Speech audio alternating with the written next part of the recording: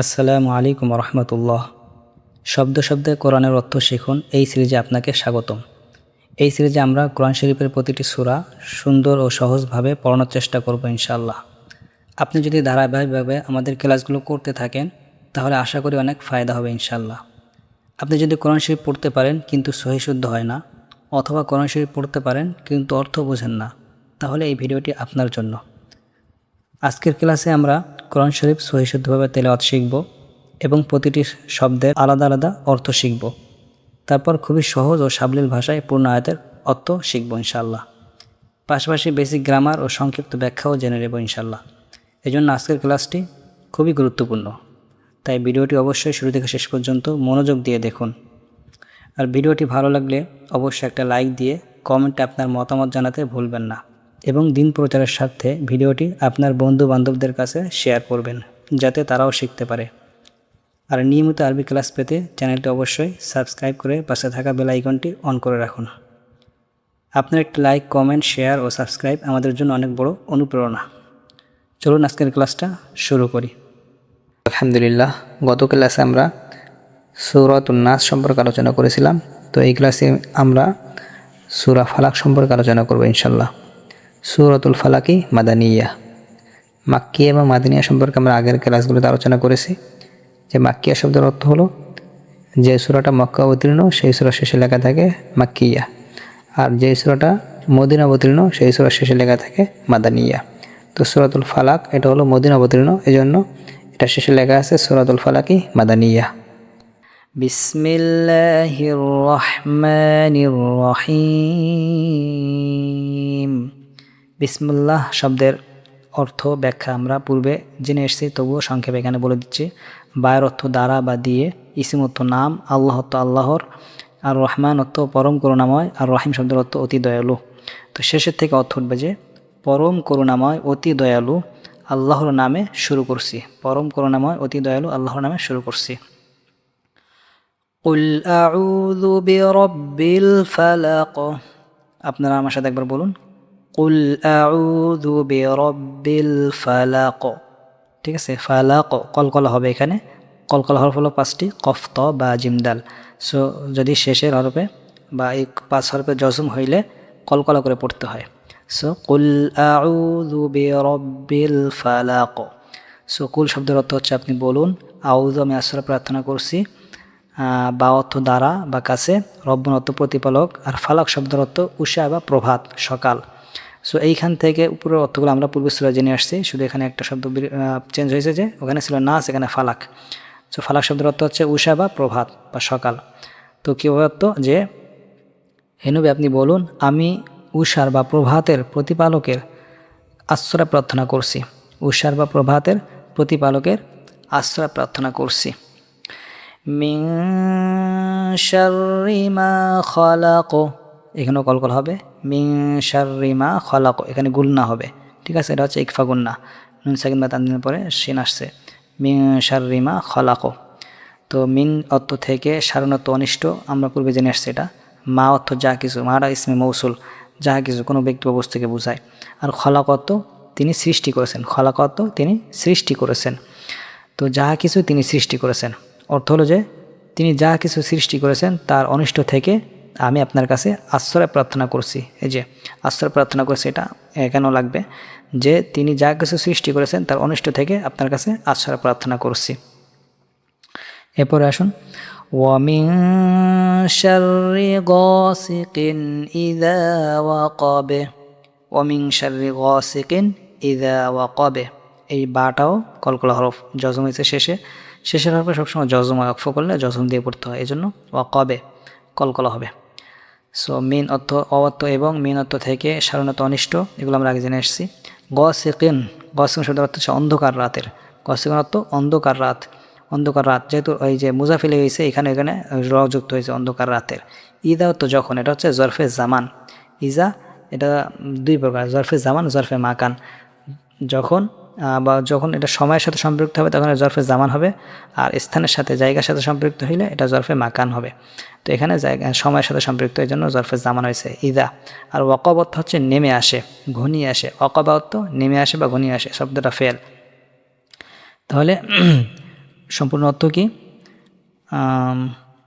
এবং অন্ধকার রাত যখন নেমে আসে তার অনিষ্ট থেকে, মানে আমি আপনার কাছে আশ্রয় প্রার্থনা করছি অন্ধকার রাতের, এই যে অন্ধকার রাতের যখন তা ঘনিয়ে আসে তার অনিষ্ট থেকে।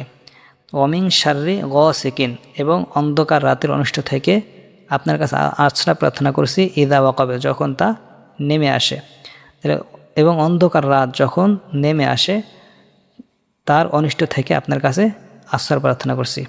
আরও যদি সহজভাবে বলি যে অন্ধকার রাতের, ওই অন্ধকার রাতের অনিষ্ট থেকে আশ্রয় প্রার্থনা করছি যখন অন্ধকার রাত নেমে আসে। অর্থাৎ যখন অন্ধকার রাত নেমে আসে তখন এই অন্ধকার রাতের মধ্যে অনেক ভয়াবহ অনিষ্টতা খারাপই থাকতে পারে, তো সেগুলোর খারাপই থেকে অনিষ্ট থেকে আপনার কাছে আশ্রয় প্রার্থনা করছি।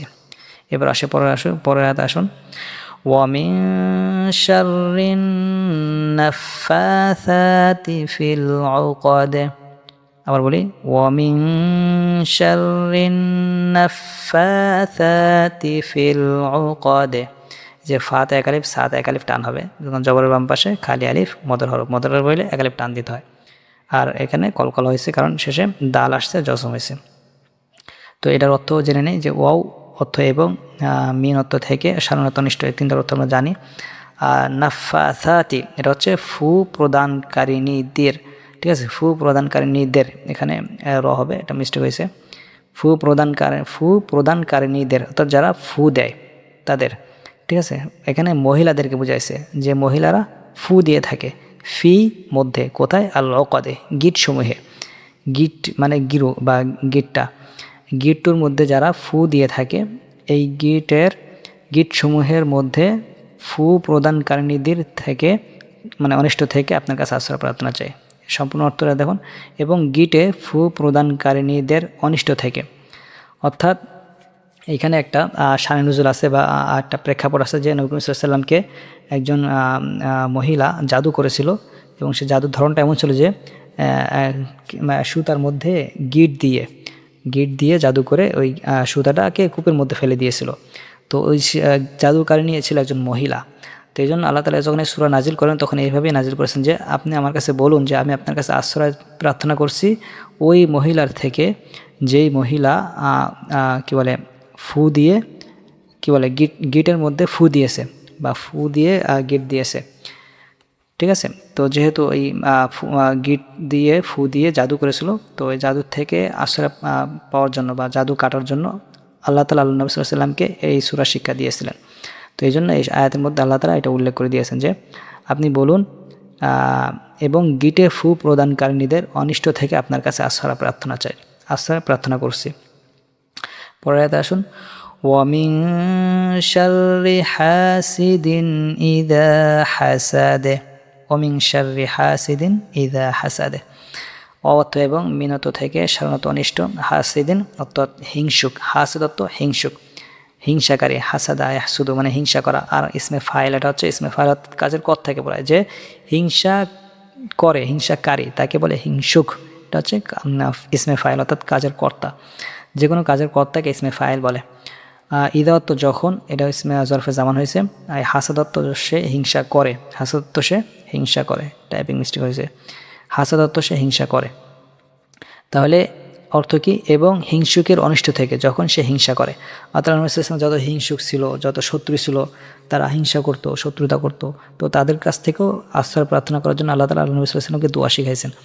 তো এই জন্য এই সূরাটার এখানে আল্লাহ তাআলা শিক্ষা দিয়েছেন এইভাবে যে আপনি আমার কাছে বলুন, হে নবী আপনি বলুন আমি আপনার কাছে আশ্রয় প্রার্থনা করছি হিংসুকের অনিষ্ট থেকে যখন সে হিংসা করে, ঠিক আছে, হিংসুকের অনিষ্ট থেকে যখন সে হিংসা করে।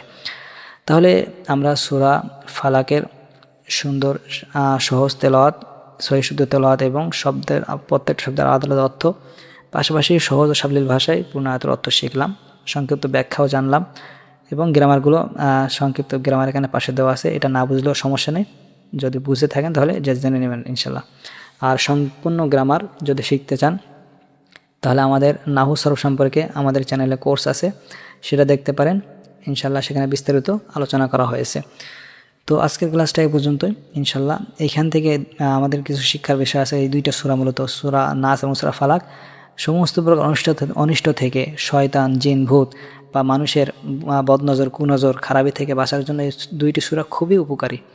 এজন্য যখন কোনো আপনার মনে হবে যে আমাকে কেউ জাদু করেছে বা আমি শয়তানের অনিষ্টতার ভুগতেছি, আমাকে শয়তান ধোঁকা দিচ্ছে, সামনে দেখা দিচ্ছে, স্বপ্নে দেখতেছি, বিভিন্ন ভয় পাইতেছি, এই ধরনের কিছু মনে হইলে সাথে সাথে এই সূরা নাস ফালাক পড়বেন, পরে শরীরে ফু দিবেন, গা বন্ধ করে ফেলবেন।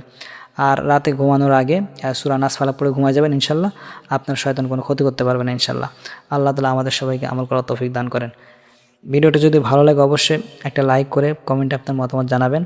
আর আপনার বন্ধুদের কাছে ভিডিওটি শেয়ার করে দেবেন যাতে করে তারাও এই আরবি কোরআনের অর্থ শিখতে পারে। এবং চ্যানেলটি যদি আপনি নতুন হয়ে থাকেন তাহলে চ্যানেলটি অবশ্যই সাবস্ক্রাইব করে পাশে থাকা বেল আইকনটি অন করে রাখবেন ইনশাল্লাহ। তো আজকের ক্লাসটা এই পর্যন্তই। ধন্যবাদ। আসসালামু আলাইকুম রহমতুল্লাহ।